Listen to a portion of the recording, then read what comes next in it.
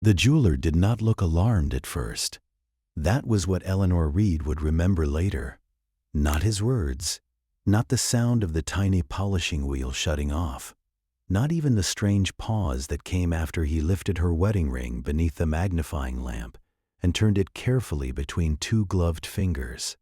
What Eleanor would remember, months later, after everything had been said, and after several things that had been kept quiet for 34 years had finally been brought into the open, was that Mr. Alden the jeweler looked, at first, only confused. Not shocked, not suspicious, just confused in the careful professional way of a man who had spent 4 decades repairing other people's jewelry and had learned that every ring carried more history than its owner usually realized. He adjusted the lens over his right eye, tilted the ring again, and said, very gently, "Mrs. Reed, may I ask you something before I go any further?" Eleanor looked up from the small velvet stool where she had been sitting with her hands folded in her lap, feeling oddly exposed without the ring she had worn every day since she was 23 years old. "Of course." Mr. Alden glanced from the ring to Eleanor, then to her husband Martin, who stood near the display case with his arms crossed, trying to look patient and failing to hide the fatigue that had settled between them in recent years, like dust no one had quite admitted was there. "When you brought this in," the jeweler said, "you said this was your original wedding ring." "It is," Eleanor said, "and you've worn it continuously since your wedding, for 34 years. Mr. Alden nodded slowly, then lowered the ring onto a square of black velvet beneath the lamp. "The engraving on the inside," he said, "the one with your initials and wedding date, is not the first engraving." Martin's expression changed only slightly, but Eleanor saw it. After 34 years of marriage, there were still things a person could hide from a room, but not from the person who had once memorized every small movement of their face. "What do you mean, not the first?" she asked. Mr. Alden picked up a small metal tool and pointed to the inner curve of the band, where decades of wear had softened the gold into something smooth and familiar. "Your engraving was added later," he said. "Over another one, it was polished down but not completely removed. I can still make out part of it under magnification." Eleanor gave a brief, uncertain laugh, the kind people make when they are trying to keep a moment ordinary. "That's strange," she said. "What does it say?" The jeweler hesitated, and that was when the room began, very quietly, to change shape. He looked again at the ring, then read carefully, as if the old words deserved to be handled gently. "It appears to say, Lillian to Matthew, June 18th, 1960. Eleanor did not understand at first. There are certain sentences the mind refuses to receive whole. It takes them in word by word, as if by slowing the arrival it might change the meaning before it lands. Lillian, Matthew, June 18th, 1960. None of those things belonged to her. None of them belonged to Martin. Their wedding date was September 12, 1990. Their initials were E and M, and for 34 years, Eleanor had believed the ring on her hand was the simplest thing in her marriage. Not the easiest thing, not lately, but the simplest. A gold band, a courthouse wedding, a young husband who had been embarrassed by how little money he had, and a young wife who had told him, truthfully, that she would have married him with a paperclip if that was what he had offered. Martin uncrossed his arms. "That can't be right," he said, but he did not say it with enough surprise. Eleanor turned toward him. It was a small movement, but Martin saw it, and something in his face tightened. Mr. Alden, sensing that he had stepped into a private room without meaning to, cleared his throat softly. "It happens more often than you might think," he said. "Older rings are resized, re-engraved, passed down, sold, remade. Sometimes a new inscription is added over the old one. Sometimes people know. Sometimes they don't." Eleanor kept looking at Martin. "Did you know?" she asked. Martin did not answer quickly enough, and in the silence that followed, Eleanor felt 34 years of ordinary memories begin to rearrange themselves around a single, impossible thought. The ring had never really belonged to either of them. Eleanor Reed was 57 years old, an art teacher at a public high school where she had taught the same generation of children so long that some of her earliest students now had children of their own, sitting at the same wide wooden tables where their parents had once learned how to mix color and draw perspective. She had spent most of her adult life teaching young people that the first line of a drawing was almost never the truest one. You had to look again. You had to notice what was underneath. You had to be willing to admit that the shape you thought you saw was not the whole shape at all. She had not expected at this age to discover that the same could be true of a marriage. Her marriage to Martin had not collapsed dramatically. There had been no affair that she knew of, no terrible argument, no single betrayal clean enough to point to and say, "There, that was when it broke." It had thinned instead, slowly, quietly. Over the years, their conversations had become practical. Bills, appointments, their daughter Anna's wedding plans, Martin's blood pressure medication, the leaking gutter over the back porch, whether the refrigerator was making that humming noise again. They still loved each other, Eleanor believed. But belief had become more of an intellectual position than a felt reality. There were days when she could remember being passionately certain that no version of her life could exist without Martin in it, and then she would look across the dinner table at him while both of them ate in silence, and the memory of that certainty would feel like a photograph of someone else's house. Their daughter Anna, 29 and newly engaged, had asked Eleanor 3 weeks earlier if she and Martin were all right. The question had come while they were looking at flowers for Anna's wedding. Not during an argument, not after some obvious tension, just quietly, as Anna scrolled through pictures of white roses and eucalyptus garlands. "Mom," she had said without looking up, "are you and Dad okay?" Eleanor had been startled enough to say, "Of course we are," too quickly. Anna had looked at her then with the weary tenderness of an adult child who had learned the difference between answers and truth. "I'm not asking because I want you to pretend," she said. "I'm asking because I'm about to get married, and sometimes watching you two scares me a little." That sentence had stayed with Eleanor, not because it was cruel, because it wasn't, because it was spoken softly, almost apologetically, by a daughter who was trying to understand whether marriage was supposed to end in the kind of polite distance that now occupied the house where she had grown up. So when Eleanor's wedding ring developed a small crack along the underside of the band, she had taken it to Mr. Alden, not only because it needed repair, but because some quiet, sentimental part of her had decided the timing mattered. Anna was getting married in 5 months. Eleanor and Martin would soon stand together in photographs as the parents of the bride. And maybe, she had thought, repairing the ring might be a small way to believe that something else could still be repaired too. She had asked Martin to come with her. He had looked surprised, then slightly guilty. Then he had nodded and said, "Sure, of course." On the drive to the jewelry shop, they had talked mostly about parking. Now they stood under the warm lights of Alden Fine Jewelry, while a man neither of them really knew explained that the symbol of their marriage had been carrying another marriage's names against Eleanor's skin for more than 3 decades. Eleanor turned back to Martin. "Did you know?" she asked again. Martin looked at the ring on the black velvet, then at Mr. Alden, then at Eleanor. "I knew it was used," he said quietly. The word landed harder than it should have. Used. Not inherited, not vintage, not from a family drawer, as Eleanor had somehow assumed without ever being told directly. Used. "You told me you bought it from a small jeweler near the courthouse," she said. "I did. You didn't tell me it belonged to someone else." Martin's mouth tightened. "I didn't know whose it was." "But you knew it had belonged to someone." He looked older than he had that morning. The light in the shop was kind to gold and unkind to faces. "Yes," he said. "I knew." Mr. Alden made a small movement toward the back room.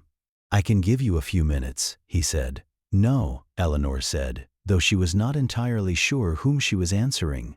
"Please continue. I want to know what you found." The jeweler hesitated, then nodded. "The original engraving is faint," he said, "but I'm fairly confident of the names.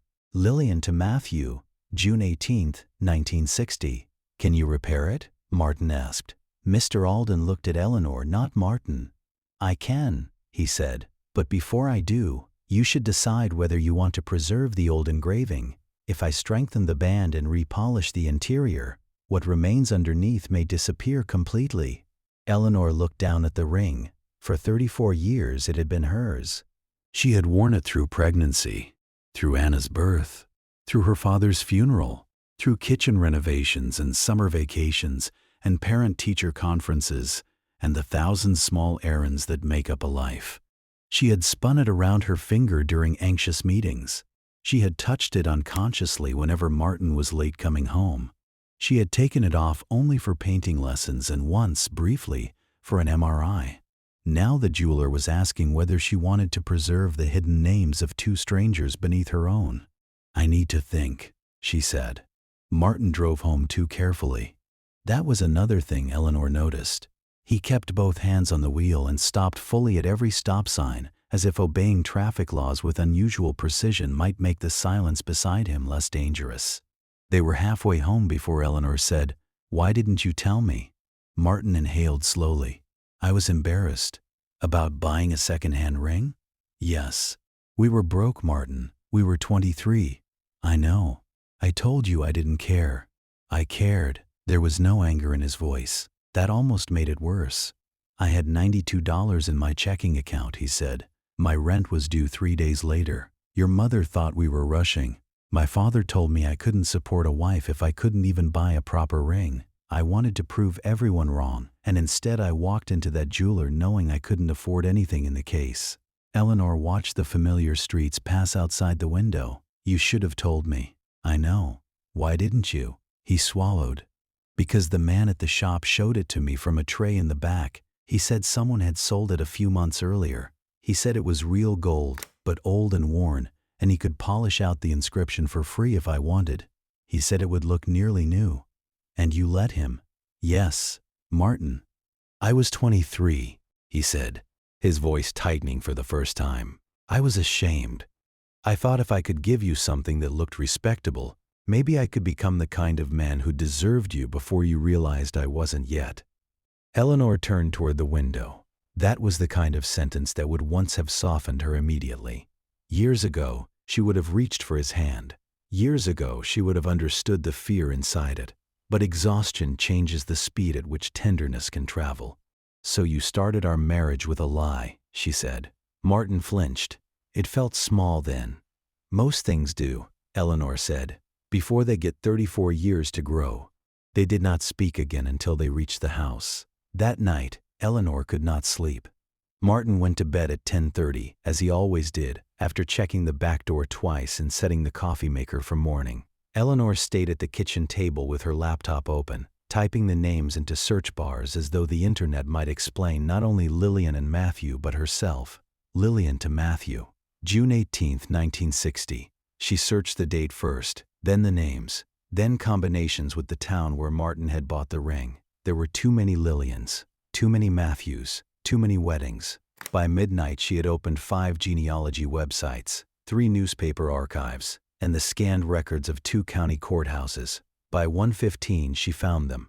A small wedding announcement from June 19, 1960, in the Brookhaven Chronicle. The photograph was grainy but clear enough.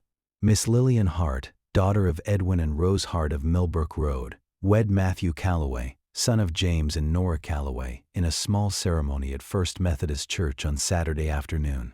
Eleanor leaned closer. Lillian was young in the photograph, maybe 21, dark-haired and nervous-looking in a knee-length white dress, holding a bouquet of daisies.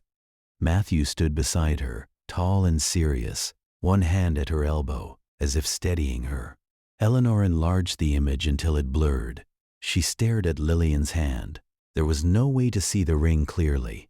Still, Eleanor felt something move in her chest. Not proof. Recognition. A young couple standing at the beginning of something, not yet knowing what would ask more of them than they imagined they had to give. She found more records after that. A birth announcement, 1962.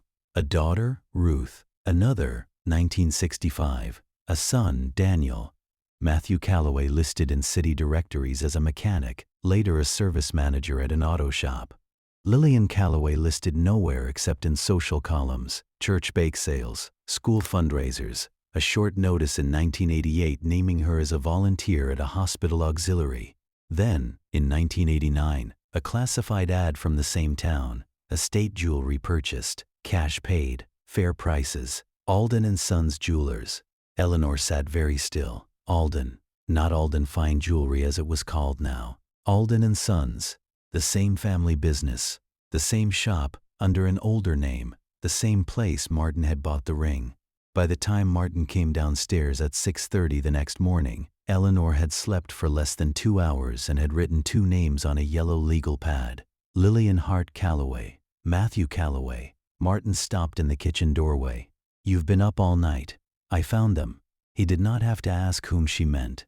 Eleanor turned the laptop toward him. Martin came closer slowly. Together they looked at the wedding announcement. For a long moment, neither spoke. Then Martin said, very softly, "They look young." "So did we." He nodded. Eleanor closed the laptop halfway. "I want to find her." Martin looked at her. "Lillian, if she's alive, and if she doesn't want to be found, then we stop." He studied her face carefully. "Are we doing this because of the ring?" he asked, "or because of us?" Eleanor did not answer immediately. It would have been easier to say the ring. It would have been simpler. But the truth had been making itself known in her all night, quietly and without mercy. "I don't know how to think about us right now," she said. "So maybe I'm thinking about the ring instead." Martin sat down across from her. For the first time in months, possibly years, he did not reach for his phone, or the newspaper, or the practical distraction of morning routine. "All right," he said. "Then let's think about the ring." It took Eleanor 3 days to find Ruth Calloway Mercer, Lillian and Matthew's daughter.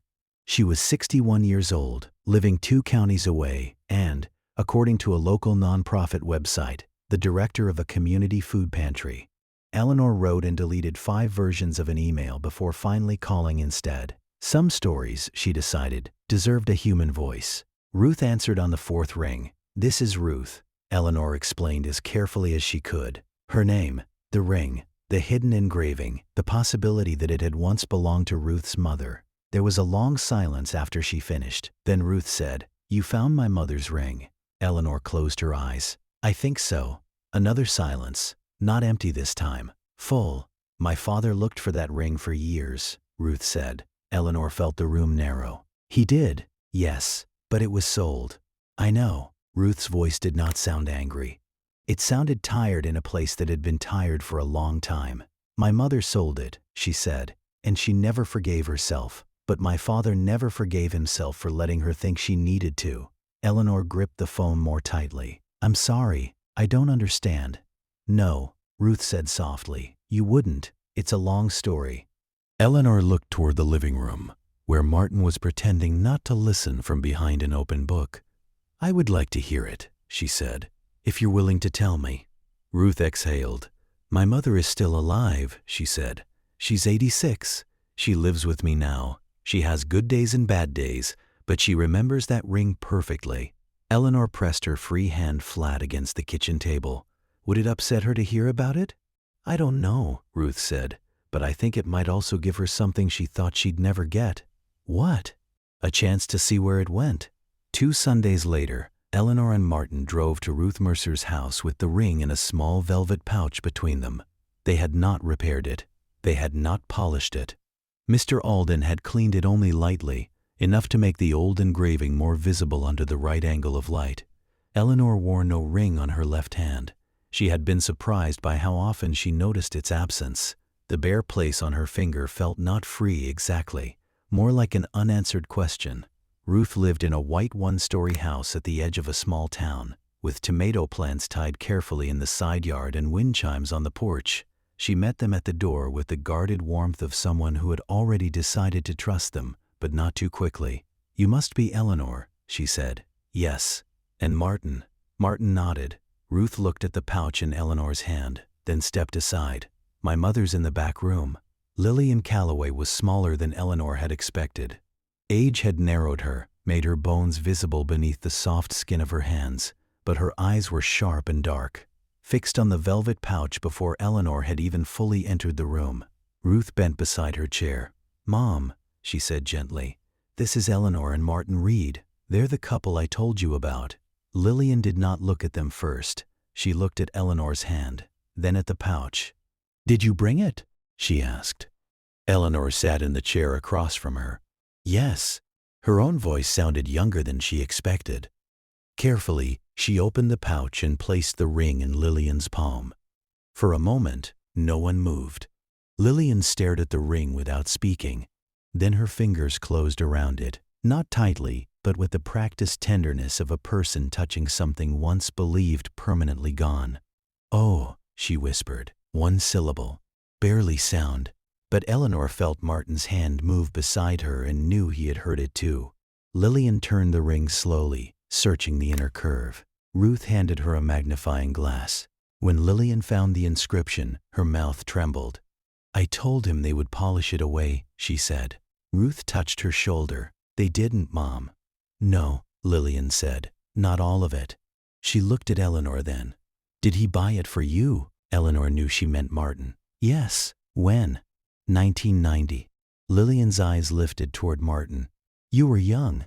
"Yes, ma'am." "And poor?" Martin's face flushed. "Yes." Lillian smiled faintly. "So were we." The room settled after that, not comfortably exactly, but carefully, as though everyone understood that whatever came next had been waiting more than 30 years to be said. Lillian held the ring in both hands. "Matthew bought this for me in 1960, she said. "He worked extra shifts for 4 months, never told me. I thought we were just unusually tired that spring. Then on the morning of our wedding he slipped it on my finger and looked so proud of himself I pretended not to notice that it was slightly too big." Ruth laughed softly. Lillian's smile deepened, then faded. "We had a good marriage," she said. "Not an easy one. People confuse those things. Good and easy. They are not the same. Sometimes a good marriage is only two stubborn people deciding, over and over, not to let the hard years make them careless with each other." Eleanor looked down. Martin did too, Lillian noticed. Old women, Eleanor had learned, often noticed more than anyone wanted them to. "What happened to the ring?" Martin asked quietly. Lillian's thumb moved across the band. "Our son Daniel happened," she said. Ruth's expression changed. Eleanor saw it and understood that they had reached the place in the story that still had weight. "Daniel was 17, Lillian said. "Bright, angry, restless in the way some boys are when they're too sensitive to admit they can be hurt. He and Matthew fought constantly that year. About school, about the car, about nothing, about everything. And one night, after a terrible argument, Daniel left."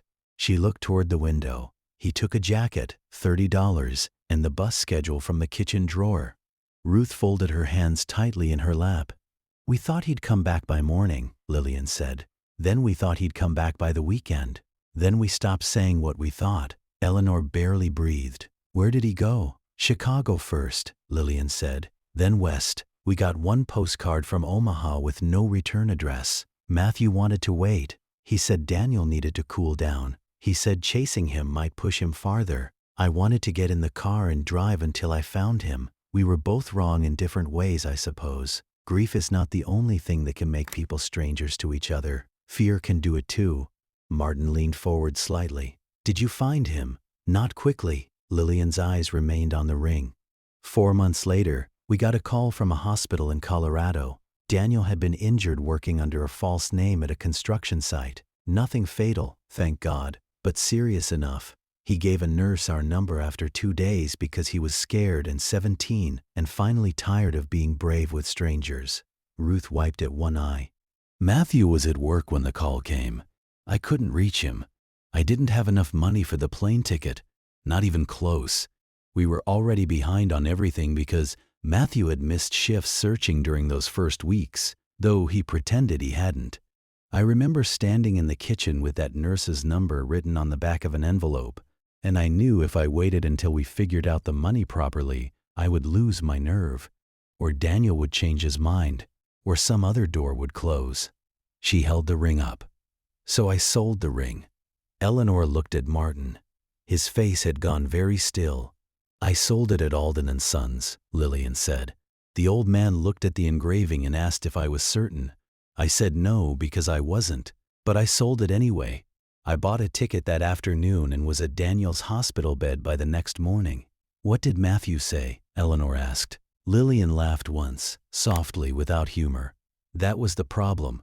I thought he would be relieved. I thought he would understand immediately. But when he came home and found the ring gone, he looked at my hand and went very quiet. I told him what I'd done. I expected him to say the ring didn't matter. I needed him to say it, I think. She closed her fingers around the band again. But he didn't say anything for a long time.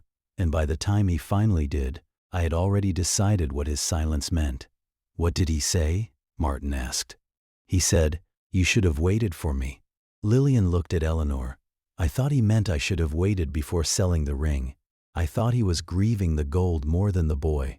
I didn't understand until years later that he meant I should have waited so we could go together.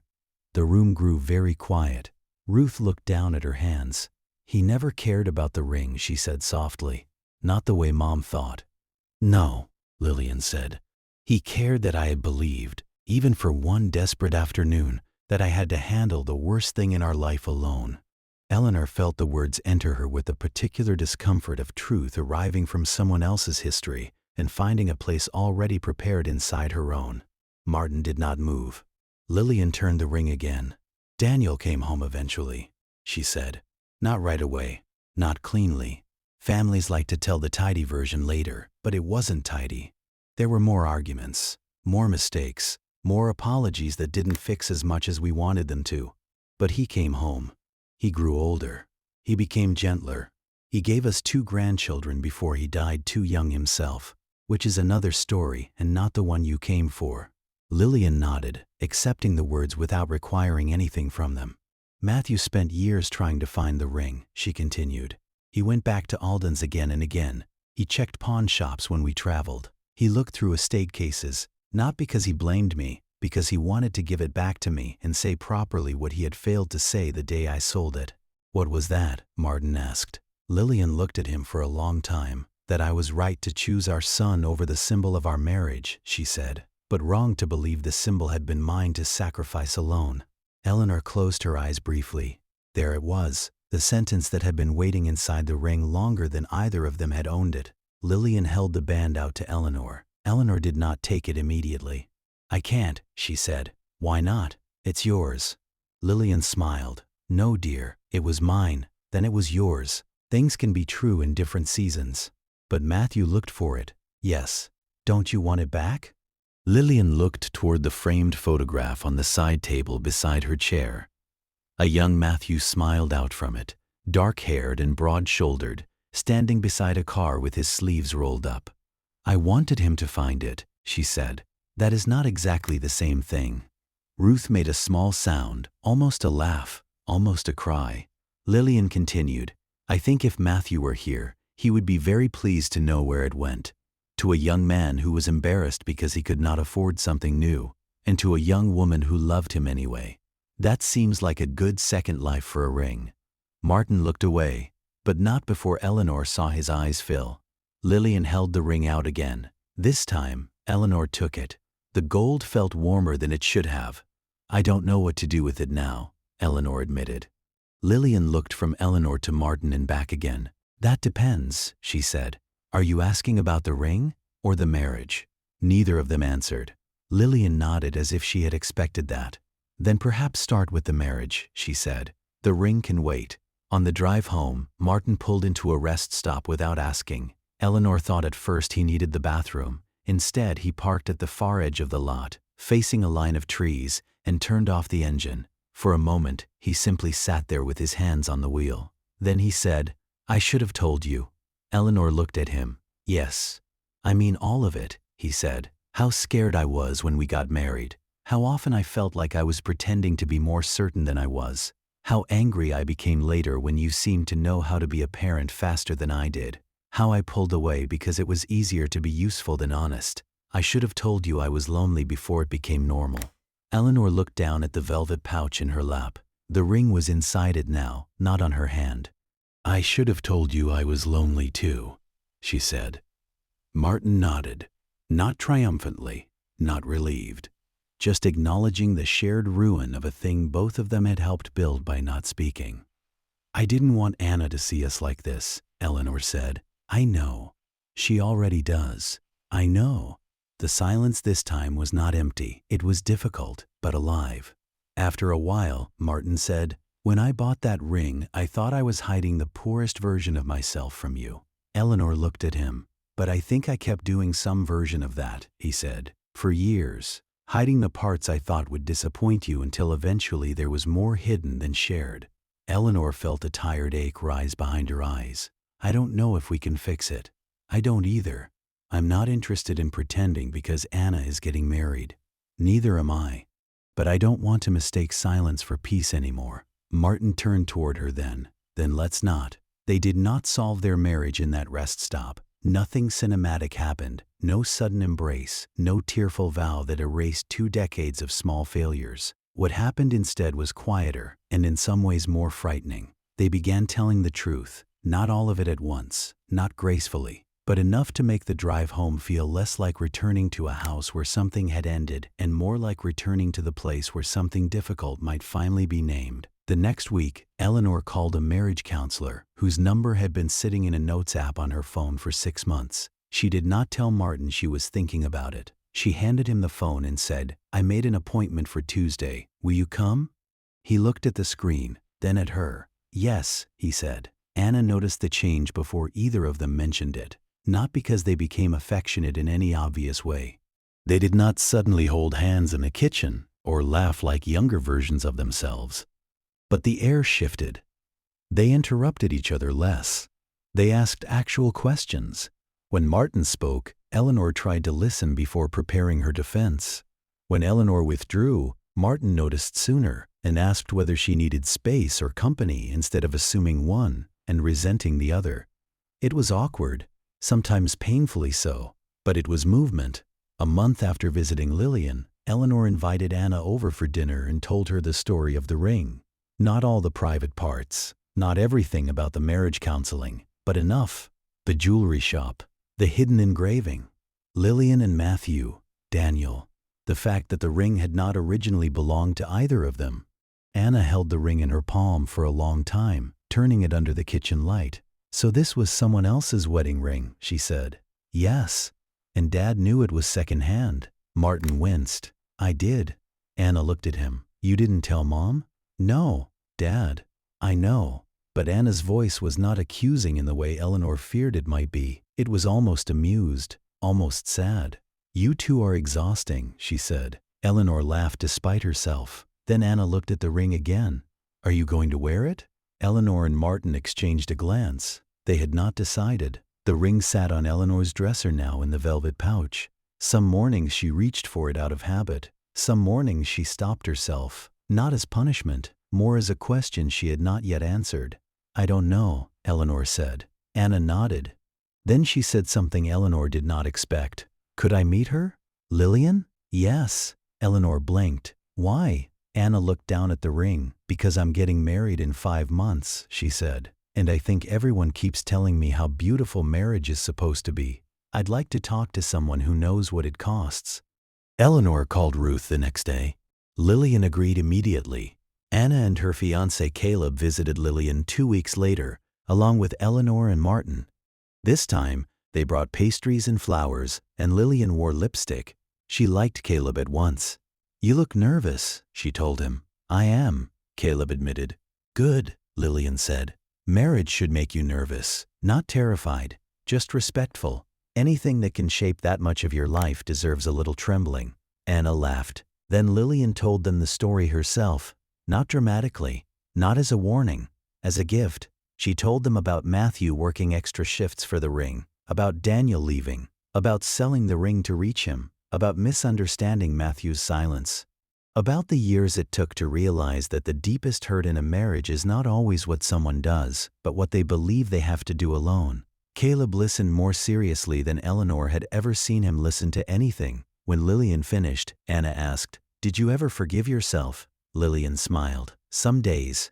Anna nodded slowly. "That's not the answer people usually give." "I know," Lillian said, "but it is the true one." Before they left, Lillian asked Eleanor to place the ring in her hand one more time. She held it only briefly. Then she handed it to Anna. Everyone in the room went still. "Oh," Anna said. "No, I can't." "I'm not giving it to you," Lillian said, amused. "Don't look so frightened. I'm asking you to understand it." Anna held it carefully. "It is not magic," Lillian said. "It will not protect you from pain. No ring can, but it may remind you that marriage is not proven by never losing things. Sometimes it is proven by what you choose to protect when something has to be let go." Anna looked at Eleanor, then at Martin, then back at the ring. "I think I understand," she said, but Eleanor suspected she would understand it differently later. Some truths require years to develop their full weight. Mr. Alden repaired the ring in early autumn. He strengthened the crack carefully and cleaned the band without polishing away the older engraving. Under magnification, both histories remained visible, Eleanor and Martin's initials, and beneath them, faint but still present, Lillian and Matthew's. "You may want to be careful with it," he told Eleanor when she came to pick it up. "It has more wear than most rings I see." Eleanor smiled faintly. "Yes," she said, "it does."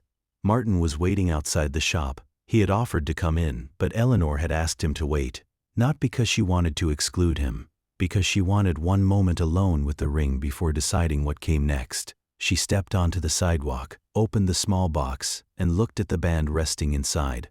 It looked almost the same. That surprised her. After everything, she had expected the repair to transform it somehow, to make its history visible to anyone passing by. But from the outside, it was still only a gold wedding band, plain, worn, ordinary, the kind of ring thousands of women wore without anyone asking what it had survived. Martin looked at it, then at her. "It looks good," he said. "Yes. Are you going to put it back on?" Eleanor looked at her left hand. The pale line where the ring had been for decades had nearly faded. Not completely, but enough that she no longer startled every time she saw it. "I don't know yet," Martin nodded. "I understand." She believed he did. That evening, Eleanor placed the ring on the kitchen table between them. Not dramatically, not with candles or music or any ceremony that would have embarrassed them both.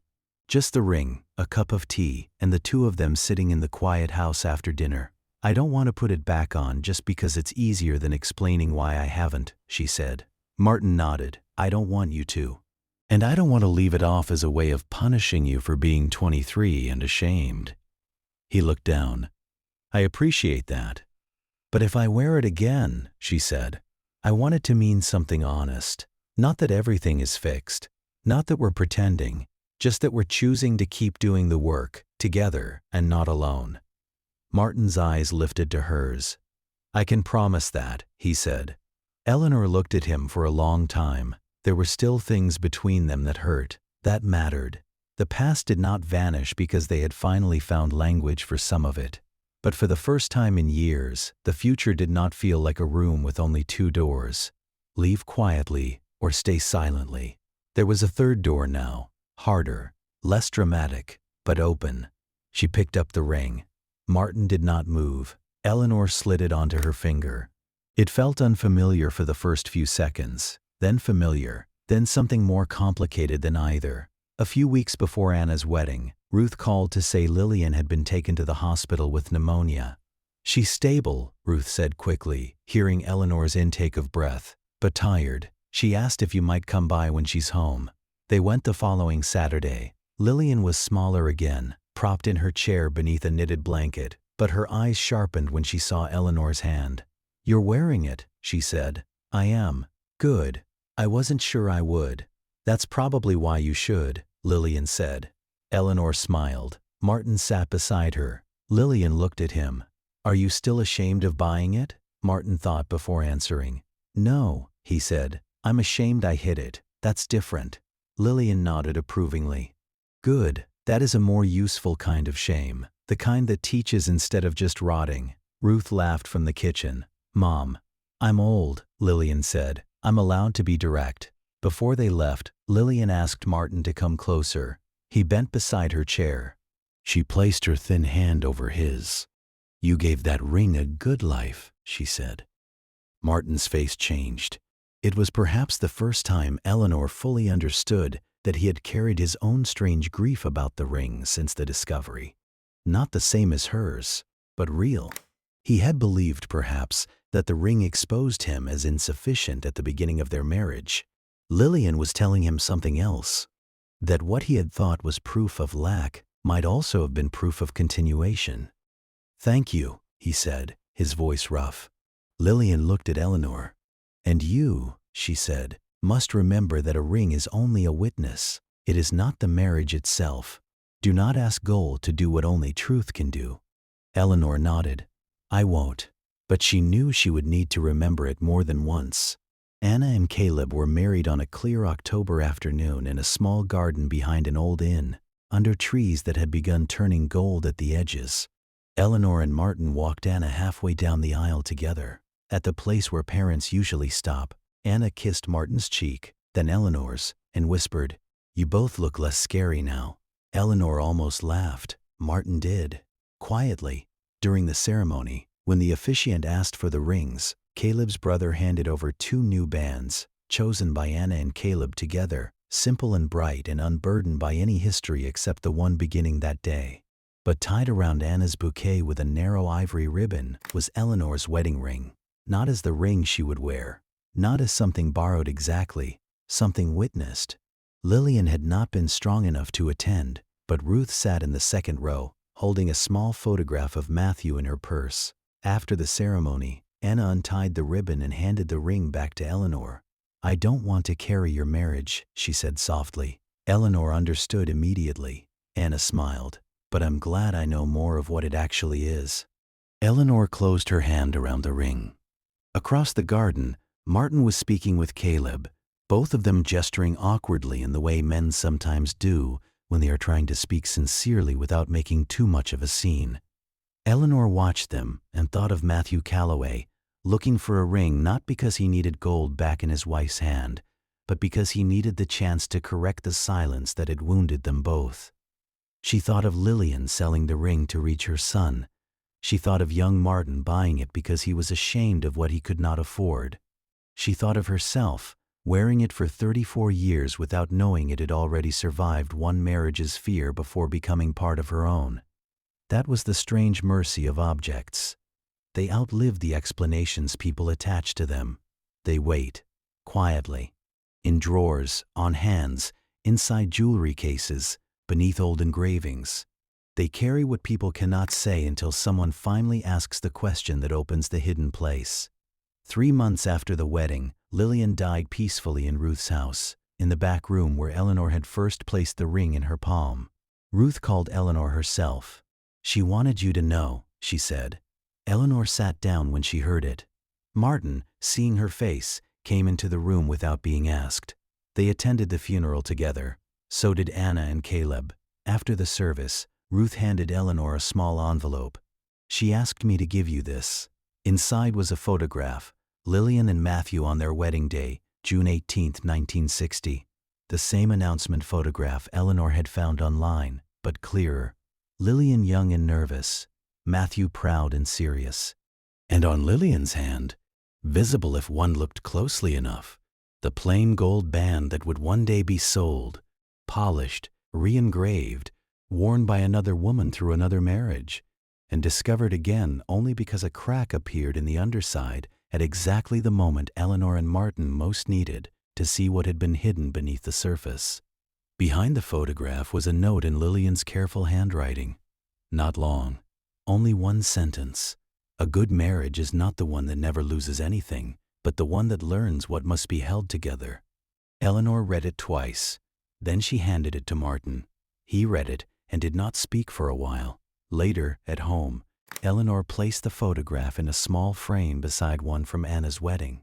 Not because Lillian and Matthew were family exactly, but because, in some quiet and unexpected way, they had become part of the architecture of the Reed family's story. The ring remained on Eleanor's hand. Some days it still felt like hers. Some days it felt like Lillian's. Some days when she and Martin argued, when old habits returned, when one of them withdrew instead of speaking, Eleanor would touch the band and remember that it had never belonged entirely to either of them. Not because ownership was uncertain, because love, if it lasts long enough, is never made from one story alone. It is made from every mistake confessed too late, every silence finally broken, every object released for the sake of a person, every fear that teaches itself to become a sentence before it becomes a wall, and every promise that survives not because it stayed polished and new, but because someone, somewhere, decided it was still worth repairing. Years later, when Eleanor's granddaughter asked why there was a picture of two strangers beside Anna's wedding photograph, Eleanor took the ring off, placed it in the child's small palm, and told her the simplest version first. "This ring belonged to someone else before it belonged to me." The little girl looked up. "Who?" "A woman named Lillian," Eleanor said, "and a man named Matthew." "Were they your friends?" Eleanor thought about that, then smiled. "Eventually."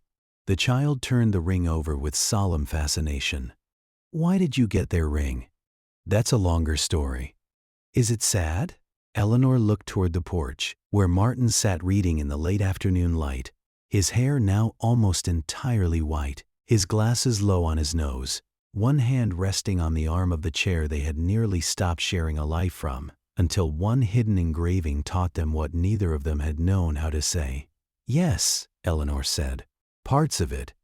"Is it happy?" Eleanor considered the word. Happy was too simple, but children deserved the truth in a shape they could hold. "It became gentle," she said finally. "That's better than happy sometimes." The child seemed to accept this. She handed the ring back carefully. Eleanor slid it onto her finger again. The old gold caught the light. Nothing about it looked extraordinary. No one passing by would have known that beneath Eleanor and Martin's initials, nearly worn smooth but still there, were the names Lillian and Matthew.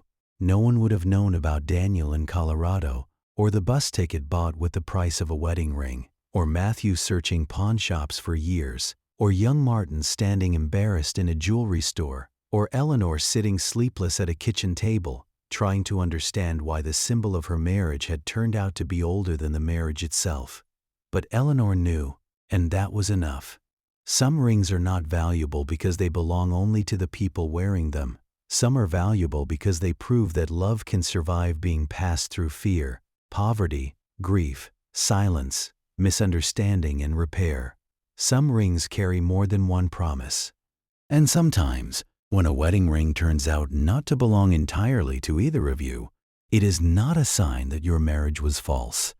Sometimes it is the first honest clue that every marriage, if it lasts long enough, must learn how to hold more than the two people who began it. This video is a dramatized narrative inspired by real human emotions, experiences, and life-changing moments. Any resemblance to specific real events or people is coincidental.